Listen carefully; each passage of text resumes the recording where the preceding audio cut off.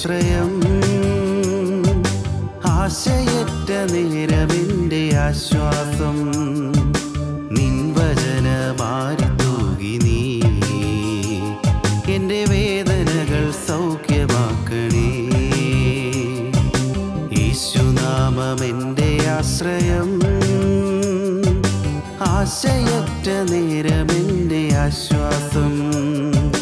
നിൻ വചനമാരി തൂകി നീ എൻ്റെ വേദനകൾ സൗഖ്യമാക്കണേ.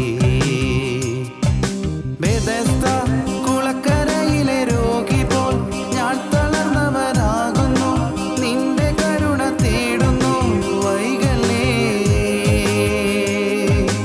എൻ്റെ മോചകാ.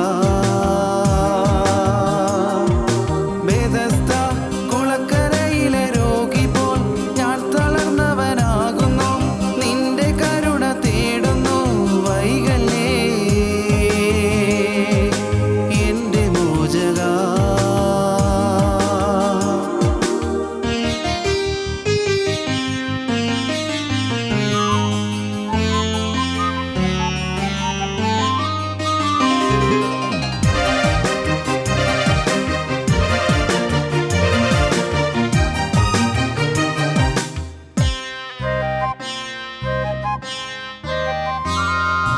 എന്നെ ചുറ്റും ആയിരങ്ങൾക്കിടയിലായി എന്നെ തന്നെ നോക്കി നിൽക്കുന്നേയൊരുവൻ. എന്നെ ചുറ്റും ആയിരങ്ങൾക്കിടയിലായി എന്നെ തന്നെ നോക്കി നിൽക്കുന്നേയൊരുവൻ. അത് യേശുവായിരുന്നു, എൻ്റെ രക്ഷയായിരുന്നു. അവൻ എൻ്റെ ശിക്ഷ ഏറ്റുവാങ്ങി നിന്നു. അത് യേശുവായിരുന്നു, എൻ്റെ രക്ഷയായിരുന്നു. അവൻ എൻ്റെ ശിക്ഷ ഏറ്റുവാങ്ങി നിന്നു. ബെഥസ്ദ കുളക്കരയിലെ രോഗി പോൽ ഞാൻ തളർന്നവനാകുന്നു. നിന്റെ കരുണ തേടുന്നു, വൈകല്ലേ എൻ്റെ മോചകാ. ബെഥസ്ദ കുളക്കരയിലെ രോഗി പോൽ ഞാൻ തളർന്നവനാകുന്നു. നിന്റെ കരുണ തേടുന്നു, വൈകല്ലേ എൻ്റെ മോചകാ.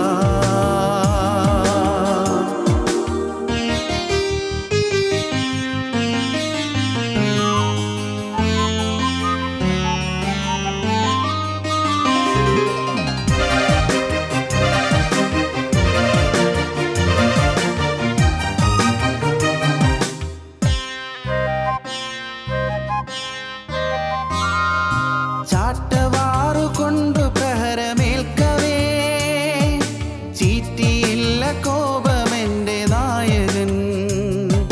ചാട്ടവാറുകൊണ്ടു പ്രഹരമേൽക്കവേ ചീറ്റിയില്ല കോപമെൻ്റെ നായകൻ.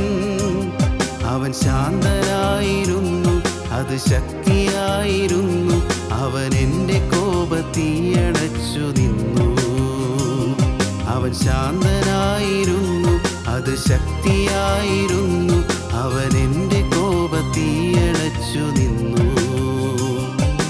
യേശുനാമമെൻ്റെ ആശ്രയം. ആശയറ്റ നേരമെൻ്റെ ആശ്വാസം. നിൻ വചനമാരി തൂകി നീ എൻ്റെ വേദനകൾ സൗഖ്യമാക്കണേ. യേശുനാമമെൻ്റെ ആശ്രയം. ആശയറ്റ നേരമെൻ്റെ ആശ്വാസം. നിൻ വചനമാരി തൂകി നീ എൻ്റെ വേദനകൾ സൗഖ്യമാക്കണേ. ബെഥസ്ദ കുളക്കരയിലെ രോഗി പോൽ ഞാൻ തളർന്നവനാകുന്നു. നിന്റെ കരുണ തേടുന്നു, വൈകല്ലേ എൻ്റെ മോചകാ. ബെഥസ്ദ കുളക്കരയിലെ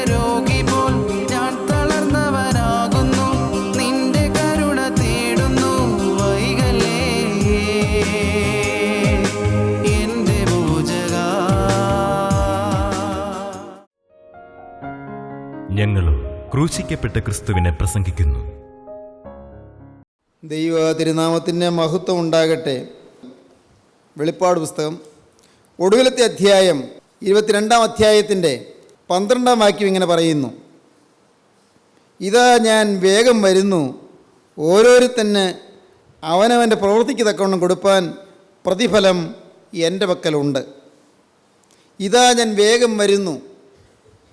വേദപുസ്തകത്തിൻ്റെ ഈ ഒടുവിലത്തെ പുസ്തകത്തിൽ യേശുക്രിസ്തു വേഗം വരുന്നു, വീണ്ടും വരുന്നു എന്ന് പ്രസ്താവിച്ചുകൊണ്ടാണ് ഈ പുസ്തകം അവസാനിക്കുന്നത്. ഏറ്റവും മനോഹരമായൊരു വാഗ്ദത്തം. കണ്ണുനീര് തോരുവാൻ, മനുഷ്യജീവിതത്തിലെ ദുരിതങ്ങൾ അകലുവാൻ, മനുഷ്യജീവിതത്തിലെ യാതനകൾക്കും വേദനകൾക്കും അറുതി വരുത്തുവാൻ യേശു വീണ്ടും വരുന്നു. ഇതാ ഞാൻ വേഗം വരുന്നു. മാത്രമല്ല, നിങ്ങൾക്ക് അനുഗ്രഹീതമായ പ്രതിഫലങ്ങൾ തരുവാൻ ഞാൻ വീണ്ടും വരുന്നു.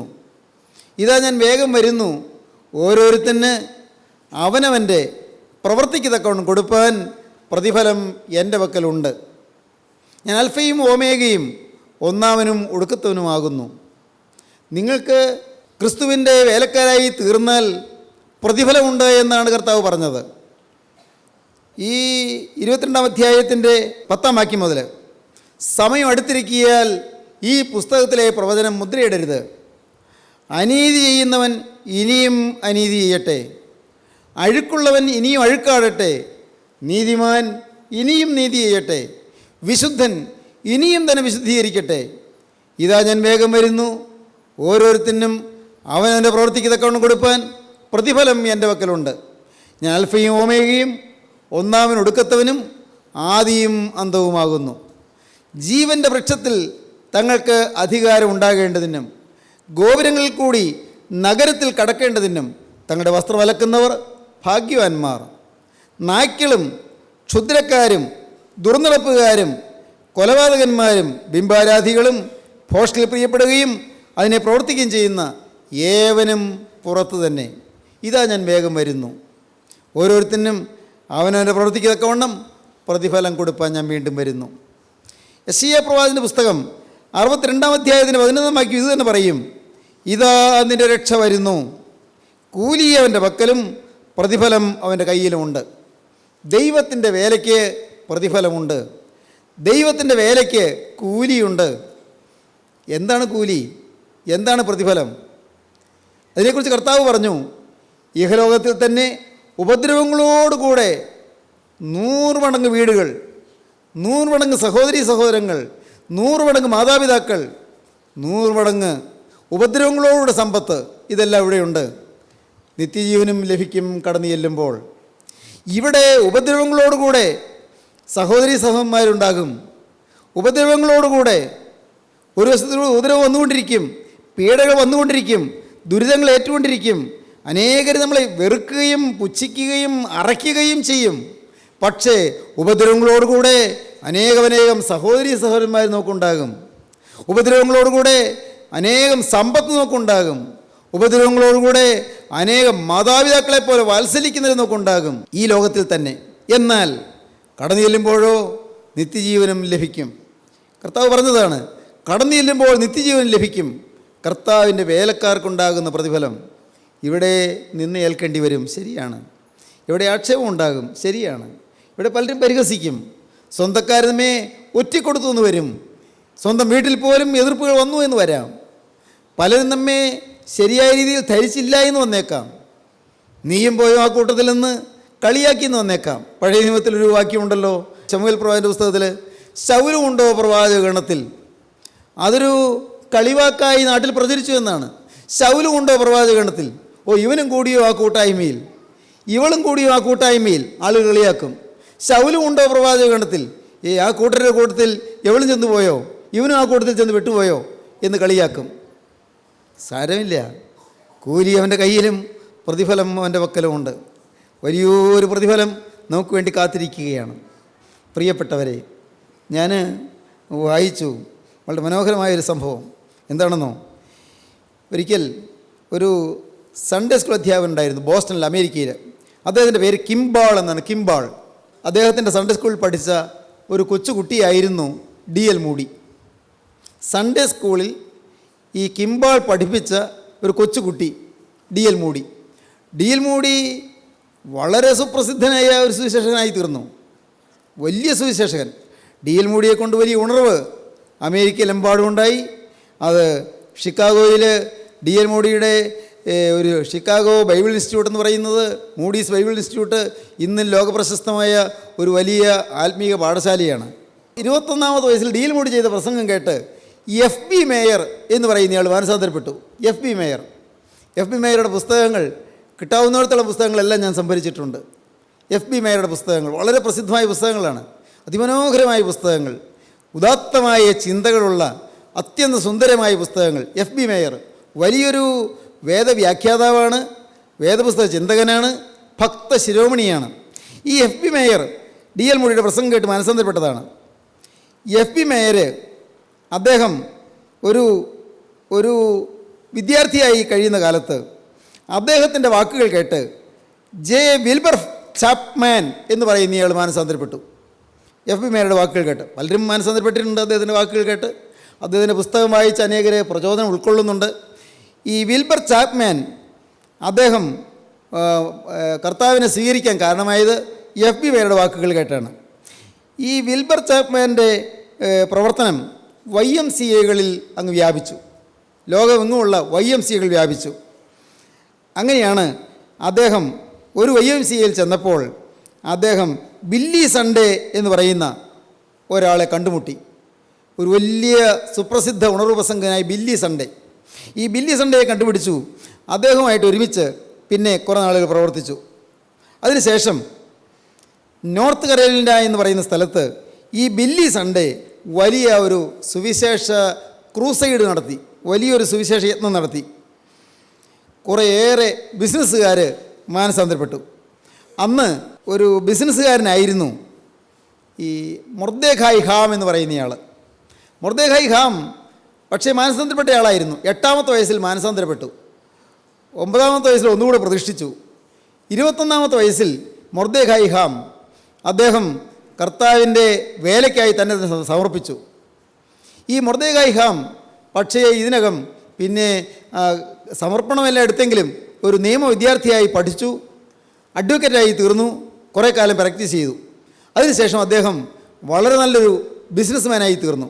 ഈ മൊർദെഖായ് ഹാം ഈ ബിസിനസ്സുകാർ മാനസാന്തരപ്പെട്ട കൂട്ടത്തിൽ ബില്ലി സൺഡേയുടെ പ്രസംഗം കേട്ട് ഈ മൊർദെഖായ് ഹാം മാനസാന്തരപ്പെട്ടു. മൊർദെഖായ് ഹാം അദ്ദേഹം ഒരിടത്ത് ദീർഘനാളുകൾ ദൈവത്തിൻ്റെ വേല ചെയ്തു. വളരെ നാളുകൾ വേല ചെയ്ത് അദ്ദേഹം മടുത്തു.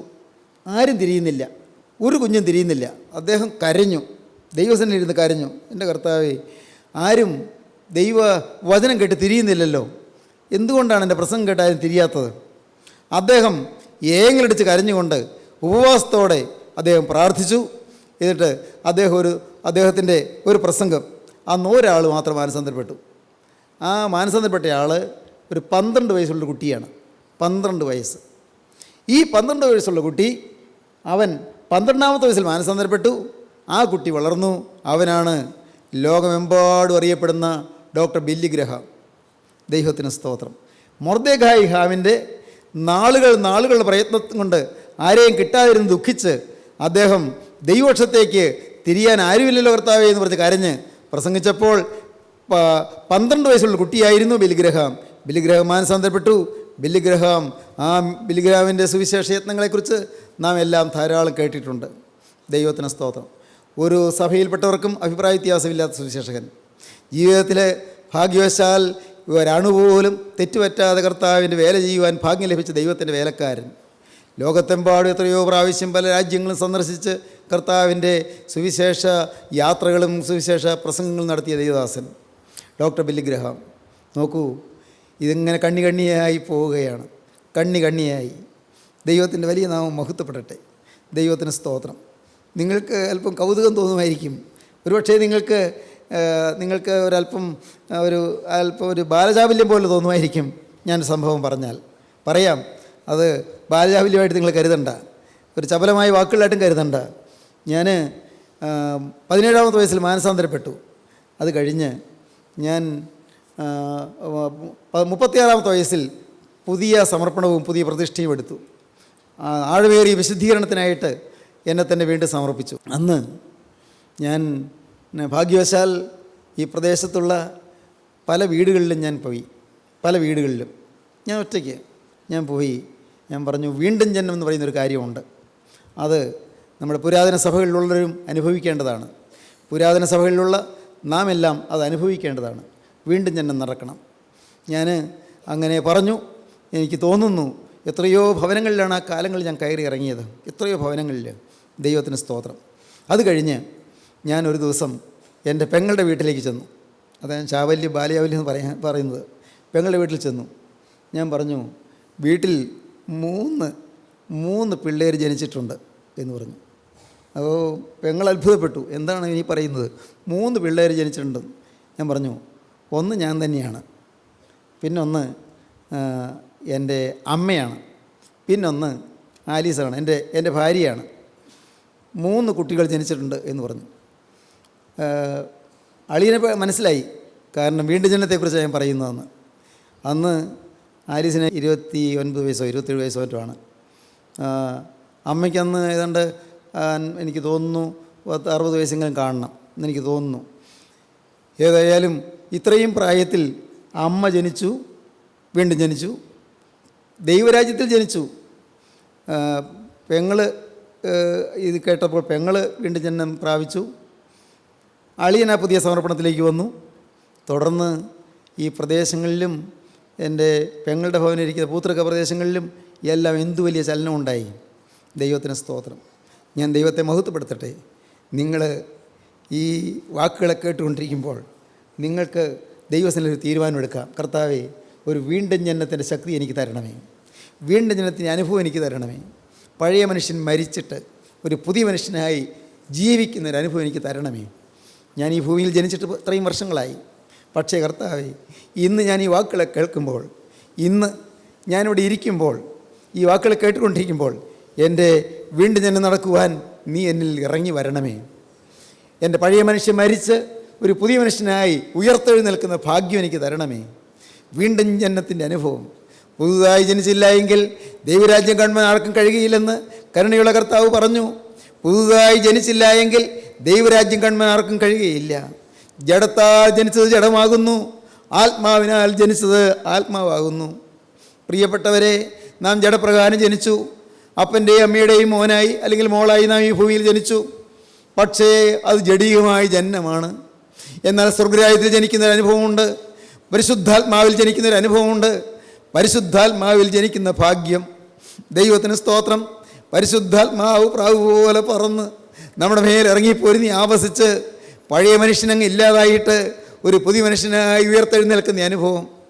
ഒരുത്തൻ ക്രിസ്തുവിലായാൽ പുതിയ സൃഷ്ടിയാകുന്നു, പഴയത് കഴിഞ്ഞുപോയി, ഇത് പുതുതായി തീർന്നിരിക്കുന്നു. ഒരു പുതിയ അനുഭവം. കഴിഞ്ഞതെല്ലാം തീരുന്നു. കഴിഞ്ഞ കാലത്തെ ആശയങ്ങൾ തീരുന്നു, കഴിഞ്ഞ കാലത്തെ സന്തോഷങ്ങൾ തീരുന്നു, കഴിഞ്ഞ കാലത്തെ ധാരണകൾ മാറുന്നു, കഴിഞ്ഞ കാലത്തെ പദവികൾ താഴെ വയ്ക്കുന്നു, കഴിഞ്ഞ കാലത്തെ അഭിമാന വിഷയങ്ങൾ താഴെ വയ്ക്കുന്നു, കഴിഞ്ഞ കാലത്തെ പാരമ്പര്യ വിഷയങ്ങൾ താഴെ വയ്ക്കുന്നു. കർത്താവേ, എല്ലാം താഴെ. എനിക്ക് ആത്മാവിൽ ജനിക്കണം. പരിശുദ്ധാത്മാവിൽ ജന്മം എനിക്ക് വേണം. ക്രിസ്തുവിൻ്റെ ഒരു പൈതലായി എനിക്ക് ജനിക്കണം. മക്കളെങ്കിലോ അവകാശികളുമാകുന്നു. കർത്താവേ, നിൻ്റെ അവകാശിയായി, ദൈവത്തിൻ്റെ അവകാശികളും ക്രിസ്തുവിന് കൂട്ടവകാശിയുമായി തീരുന്ന ആ മഹാഭാഗ്യത്തിലേക്ക് എനിക്ക് വരണം. സ്വർഗീയ പിതാവിൻ്റെ അവകാശം എനിക്ക് പ്രാപിക്കണം. ദൈവത്തിൻ്റെ അവകാശികളും ക്രിസ്തുവിന് കൂട്ടവകാശികളും തന്നെ. ദൈവത്തിന് സ്തോത്രം. ജഡത്താൽ ജനിച്ചതുകൊണ്ട് ഞാൻ എൻ്റെ അപ്പൻ്റെ അമ്മയുടെയും സ്വത്തിൻ്റെ അവകാശിയായി. ശരിയാണ്. പക്ഷേ സ്വർഗ്ഗരാജ്യത്തിൻ്റെ അവകാശം എനിക്ക് പ്രാപിച്ചില്ല. സ്വർഗത്തിലെ അപ്പൻ്റെ മകനായി ജനിക്കുമ്പോഴാണ് അപ്പൻ്റെ അവകാശം എനിക്ക് കിട്ടുന്നത്. സ്വർഗത്തിലെ അപ്പൻ്റെ മകളായി ജനിക്കുമ്പോഴാണ് എനിക്ക് അപ്പൻ്റെ അവകാശം കിട്ടുന്നത്, അപ്പൻ്റെ സ്വത്ത് കിട്ടുന്നത്. എന്താണ് പ്രിയപ്പെട്ടവരെ അപ്പൻ്റെ സ്വത്ത്? അപ്പൻ്റെ സ്വത്ത് സ്വർഗമാണെന്ന് പറയാം, ശരി. പക്ഷേ അപ്പൻ്റെ സ്വത്ത് എന്താണെന്നറിയാമോ? അപ്പൻ തന്നെയാണ്. ദൈവത്തിന് സ്തോത്രം. നിത്യപിതാവിൻ്റെ സമ്പത്ത് എന്ന് പറയുന്നത് എന്താണ്? അത് താൻ തന്നെയാണ്. ഞാൻ നിൻ്റെ പ്രതിഫലമാണ്, ഞാൻ നിൻ്റെ അതിമഹത്തായ പ്രതിഫലമാണെന്ന് അബ്രഹാമിനോട് ദൈവം അരുളി ചെയ്തു. അതിമഹത്തായ പ്രതിഫലമായിരിക്കും ഞാനാണ് നിൻ്റെ സമ്പത്ത്, ഞാൻ നിൻ്റെ അനുഗ്രഹമാണ്, ഞാൻ നിന്നെ അനുഗ്രഹിക്കുമെന്നല്ല, ഞാൻ നിൻ്റെ അനുഗ്രഹമാകുമെന്നാണ് പറഞ്ഞത്. എൻ്റെ സ്നേഹിതരെ, ദൈവം നിങ്ങളെ അനുഗ്രഹിക്കുമെന്നല്ല പറയുന്നത്, ദൈവം തന്നെ നിങ്ങളുടെ അനുഗ്രഹമായി മാറും. നിങ്ങളുടെ ഉള്ളിൽ യേശു ക്രിസ്തു നിറഞ്ഞു വാഴും. നിങ്ങളുടെ ഹൃദയം ക്രിസ്തു മാറ്റിത്തരും. നിങ്ങളുടെ സ്വഭാവം ക്രിസ്തു മാറ്റിത്തരും. കോപിഷ്ഠരായ ആളുകൾ ശാന്ത സ്വഭാവമുള്ളവരായി തീരും. പലപ്പോഴും ക്രൂര പ്രകൃതിയുള്ളവർ വളരെ സൗമ്യതയുള്ളവരായി തീരും. കാട്ടുമൃഗങ്ങളെ പോലെ കടിച്ചു കീറുന്ന സ്വഭാവമുള്ളവർ, ഗർജിക്കുന്ന സ്വഭാവമുള്ളവർ, പ്രിയപ്പെട്ടവരെ, അവരുടെ മൃദുലഭമായി സംസാരിക്കുന്ന, ശാന്തമായി സംസാരിക്കുന്ന പ്രകൃതമുള്ളതായേ തീരും. നമ്മുടെ ജീവിതത്തിൽ ഈ മാറ്റം നമുക്ക് അനുഭവിക്കാം. നമ്മുടെ കുടുംബങ്ങളിൽ ഈ മാറ്റം നമുക്ക് അനുഭവിക്കാം. നമ്മുടെ സ്വഭാവത്തിൽ ഈ മാറ്റം നമുക്ക് അനുഭവിക്കാം. അങ്ങനെ വരുമ്പോൾ പഠിക്കുന്ന കുട്ടികൾ പഠിക്കുന്നതിൽ വളരെ ശക്തരായി തീരും, വളരെ ബുദ്ധിമാന്മാരായി തീരും. അവരുടെ ഓർമ്മശക്തി വളരെ അധികം ശക്തമായും ഉന്മിഷത്തായും തീരും. അങ്ങനെ വരുമ്പോൾ ജോലി ചെയ്യുന്നവർ കൂടുതൽ ജാഗ്രതയുള്ളവരായി തീരും, ജോലിയിൽ വിശ്വസ്തരായി തീരും, ജോലി ഏറ്റവും കാര്യക്ഷമമായി നടത്തും, ഏറ്റവും ചുമതലാബോധത്തോടെ നടത്തും, ഏറ്റവും ആത്മാർത്ഥതയോടെ നടത്തും. പ്രിയപ്പെട്ടവരെ, അങ്ങനെ വരുമ്പോൾ നാം തൊടുന്നതെല്ലാം പൊന്നായി തീരും, നാം തൊടുന്നതെല്ലാം അനുഗ്രഹമായി തീരും. തൊടുന്നതെല്ലാം പൊന്ന്. എൻ്റെ ദൈവത്തിന് സ്തോത്രം. തൊടുന്നതെല്ലാം പൊന്ന്. എൻ്റെ സ്നേഹിതരെ, ടാഗോറിൻ്റെ കവിതയാണ് ഞാൻ ഓർക്കുന്നത്. ടാഗോറിൻ്റെ മനോഹരമായൊരു കവിത. ഒരു ഭിക്ഷക്കാരനോട് തിരിക്കുകയായിരുന്നു. ഭിക്ഷക്കാരൻ, ആ പാവം ഭിക്ഷക്കാരൻ അവിടെ ഇരിക്കുമ്പോൾ അവിടെ അതിലൂടെ ഇങ്ങനെ ആളുകൾ കടന്നു പോകുന്നു. അടുത്തൊരു ഉത്സവം മറ്റും നടക്കുകയാണ്. ഉത്സവ സ്ഥലത്തേക്ക് അനേകർ കടന്നു പോകുന്നു. അങ്ങനെ വരുമ്പോൾ ഒരു രഥം വരുന്നു. രഥത്തിൽ രാജ്യത്തിലെ രാജാവാണ് എഴുന്നള്ളുന്നത്. രാജാവ് ഇങ്ങനെ വരികയാണ്, രഥത്തിൽ വരികയാണ്. ഭിക്ഷക്കാരൻ ചാടി എഴുന്നേറ്റു, എല്ലാവരും എഴുന്നേറ്റു, ഇവനും എഴുന്നേറ്റു. അവൻ്റെ ഭിക്ഷാപാത്രം അങ്ങോട്ട് നീട്ടിക്കാണിച്ചു. രാജാവ് എന്തെങ്കിലും തന്നാൽ കാര്യമായിട്ട് തരുമല്ലോ. അവൻ ആ ഭിക്ഷാപാത്രം നീട്ടിക്കാണിച്ചു. രാജാവ് അവൻ്റെ അരികത്തേക്ക് വന്ന് നോക്കി. അവൻ്റെ ഭിക്ഷാപാത്രത്തിൽ അവൻ ഏതാനും നാണയത്തുട്ടുകൾ കിട്ടിയിട്ടുണ്ട്. ചില അരിയോ മറ്റോ ബിസ്ക്കറ്റോ മറ്റോ കിട്ടിയിട്ടുണ്ട്. അതേ ഒരു ഭിക്ഷാപാത്രത്തിലുള്ളൂ. ടാഗോറിൻ്റെ മനോഹരമായ കവിതയാണ്. എന്താണ് ആ കവിതയിൽ പറയുന്നത്? രാജാവ് അവിടെ അവൻ്റെ അടുക്കൽ ഇറങ്ങി, അവൻ്റെ മുമ്പിലേക്ക് ചെന്നു, അവൻ്റെ അരികത്തേക്ക് ചെന്നു. രാജാവ് അവൻ്റെ അരികത്ത് ചെന്നപ്പോഴത്തേക്ക് അവന് ആ ഭിക്ഷാപാത്രം ഇങ്ങനെ ഉയർത്തി കാണിച്ചു രാജാവിൻ്റെ നേരെ. ഉടനെ രാജാവ് അവൻ്റെ നേരെ രാജാവിൻ്റെ രണ്ട് കൈയും നീട്ടി. രാജാവിൻ്റെ കൈ രണ്ടും അവൻ്റെ നേരെ നീട്ടി. എന്തിനാണാവോ രാജാവ് കൈ നീട്ടിയത്? രാജാവ് അവൻ്റെ നേരെ കൈ നീട്ടി. അവനൊന്നും മനസ്സിലായില്ല. രാജാവ് കൈ വലിക്കുന്നില്ല. അവൻ്റെ ഭിക്ഷാപാത്രം രാജാവിൻ്റെ നേരെ, രാജാവിൻ്റെ കൈ അവൻ്റെ നേരെ. അവന് ഒന്നും മനസ്സിലാകുന്നില്ല. അവൻ എൻ്റെ പാത്രത്തിൽ കൈയിട്ടു. കിട്ടിയത് 2 തരി അരിയായിരുന്നു. 2 തരി അരി അതെടുത്ത് അവൻ രാജാവിൻ്റെ കയ്യിലേക്ക് വെച്ച് കൊടുത്തു. രാജാവ് അവൻ നോക്കി പുഞ്ചിരിച്ചു. രാജാവ് കൈ മടക്കി. രാജാവ് രഥത്തിൽ കയറി പോവുകയും ചെയ്തു. എന്താണാവോ ഇതിൻ്റെ അർത്ഥം? അന്ന് വൈകുന്നേരം അവൻ്റെ കൊച്ചു കുടിൽ അവനെത്തി. വെറും തറയിൽ അവൻ്റെ ഭിക്ഷാപാത്രം കമഴ്ത്തി, നാണയങ്ങളെല്ലാം അകഞ്ഞു മാറ്റി, അരിയും ബിസ്ക്കറ്റുകളും എല്ലാം മാറ്റി. അപ്പോൾ ഉണ്ട് 2 സാധനം. അതിനകത്ത് ഏതാണ്ട് തിളങ്ങുന്ന 2 സാധനം. തിളങ്ങുന്നു. എന്താണാവോ ഈ തിളങ്ങുന്നത്? എന്താണ് ഇതുപോലെ തിളങ്ങുന്നത്? എന്താണ്? അവൻ നോക്കി, മനസ്സിലായില്ല. അടുത്ത് കാര്യവിവരമുള്ളവർ വിളിച്ചു വരുത്തി. വളരെ കാര്യജ്ഞാനമുള്ള ഒരാൾ പറഞ്ഞു, എടാ നിനക്കിത് എവിടെ നിന്നാണ് കിട്ടിയത്? എനിക്കറിയാൻ പാടില്ല. രാജാവ് കൈ നീട്ടിയപ്പോൾ ഞാൻ 2 തരി അരി കൊടുത്തു. ഇപ്പോൾ അരിയുടെ ആകൃതിയിൽ ഇങ്ങനെ ഇത് കാണുന്നുണ്ട്. എന്താ എനിക്കറിയാൻ പാടില്ല, എന്താണെന്ന് അറിഞ്ഞുകൂടാ, എങ്ങനെയാണ് ഇത് വന്നതെന്ന് എനിക്കറിയാൻ പാടില്ല. അദ്ദേഹം പറഞ്ഞു, എടാ നിനക്കറിയാമോ, ഇത് വിലയേറിയ രത്നമാണ്, വില തീരാത്ത രത്നമാണ്. ഈ 2 രത്നത്തിൻ്റെ വില എന്താണെന്ന് നിനക്കറിയാമോ? നീ ഇനി ഭിക്ഷക്കാരനല്ല, നീ വലിയ മഹാസമ്പന്നായി തീർന്നിരിക്കുന്നു, വലിയ കോടീശ്വരനായി തീർന്നിരിക്കുന്നു. അത്ര വിലയേറിയ രത്നങ്ങളാണ് നിനക്ക് കിട്ടിയത്. ഇപ്പോൾ അവനൊരു സങ്കടം. എന്താ സങ്കടം? എന്താ? അയ്യോ, പാത്രത്തിലുള്ളത് മുഴുവൻ കൊടുത്തോളാമായിരുന്നു, പാത്രത്തിലുള്ളത് മുഴുവൻ കൊടുത്തോളാമായിരുന്നു. എന്നാൽ എല്ലാം ഇതുപോലെ രത്നമാക്കി കിട്ടിയനേമല്ലോ. ഇതാണ് ടാഗോറിൻ്റെ ഗീതാഞ്ജലിയുടെ ഭാഗത്തിൻ്റെ അല്പം ഏകദേശമുള്ള ഒരു ആശയമാണ് ഞാൻ പറഞ്ഞത്. പ്രിയപ്പെട്ടവരെ, അർത്ഥം നിങ്ങൾക്ക് മനസ്സിലായി കാണും. നമ്മുടെ ഈ നിസ്സാര ജീവിതം യേശുവിനങ്ങോട്ട് കൊടുത്താൽ അവനത് പൊന്നാക്കി തരും. നിങ്ങളുടെ ഈ അല്പജീവിതം, ഈ അല്പകാല ജീവിതം, ഈ ക്ഷണികമായ ജീവിതം യേശുവിന് കൊടുത്താൽ അവനത് പൊന്നാക്കി തരും. ഇപ്പോൾ നിങ്ങൾക്ക് വേണമെങ്കിൽ കൊടുക്കാൻ കേട്ടോ. കാരണം അവൻ തന്നെ നിങ്ങൾക്ക് തന്നതാണ്. അവൻ്റെ വലിയൊരു രക്തമാണ് നിങ്ങൾക്ക് തന്നത്. മറ്റൊന്നും കൊടുത്തല്ല നിങ്ങൾ വാങ്ങിയത്. വ്യർത്ഥവും പിതൃപാരമ്പര്യവുമായുള്ള നിങ്ങളുടെ നടപ്പിൽ നിന്ന് നിങ്ങളെ വീണ്ടെടുത്തിരിക്കുന്നത് പൊന്നെ വെള്ളി മുതലായി അഴിഞ്ഞു പോകുന്ന വസ്തുക്കളെ കൊണ്ടല്ല, ക്രിസ്തു എന്ന നിർദോഷവും നിഷ്കളങ്കവുമായ കുഞ്ഞാടിൻ്റെ വിലയേറിയ രക്തം കൊണ്ടത്രേ നാം അറിയുന്നു. ക്രിസ്തുവിൻ്റെ നിർദോഷ രക്തം, ക്രിസ്തുവിൻ്റെ വിലയേറിയ രക്തം കൊണ്ട് നമ്മെ വീണ്ടെടുത്തിരിക്കുന്നു. ആ രക്തത്തിൻ്റെ വില അറിയുന്നുവെങ്കിൽ പ്രിയപ്പെട്ടവരെ, ആ ദിവ്യജീവൻ്റെ വില അറിയുന്നുവെങ്കിൽ നാം മുഴുവനായി നമ്മെ തന്നെ കൊടുക്കും. അവൻ്റെ കയ്യിലേക്ക് കൊടുത്താൽ അവൻ ഒരിക്കലും കടക്കാരനായിരിക്കുകയില്ല. അവൻ പ്രിയനേ നിനക്ക് മഹത്വത്തിൻ്റെ പദവികൾ തിരിച്ചു തരും. അവൻ നിനക്ക് പ്രതിഫലം തരും. ബുദ്ധിമാന്മാർ ആകാശമണ്ഡലത്തിൻ്റെ പ്രഭ പോലെയും പലരെയും നീതിയിലേക്ക് തിരിക്കുന്നവർ നക്ഷത്രങ്ങളെ പോലെയും എന്നേക്കും പ്രകാശിക്കും. ആ പ്രകാശിക്കുന്ന നക്ഷത്രങ്ങളുടെ കൂട്ടത്തിൽ എൻ്റെ സ്നേഹിതരെ നമുക്കും ചേരണം. നമുക്കും ആ കൂട്ടത്തിൽ അവർ അംഗമായി തീരണം. നമുക്ക് ക്രിസ്തുവിൻ്റെ വേലക്കാരായി തീരണം.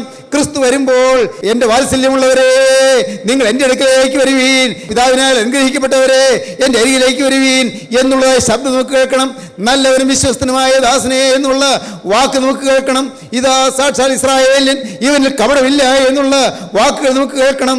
നമുക്ക് നമ്മെ തന്നെ സമർപ്പിക്കാം, ക്രിസ്തുവിൻ്റെ കരങ്ങളിലേക്ക് നമ്മെ കൊടുക്കാം. അവരിതാ നിങ്ങളുടെ മുമ്പിൽ വന്ന് കരം നീട്ടി നിൽക്കുന്നു.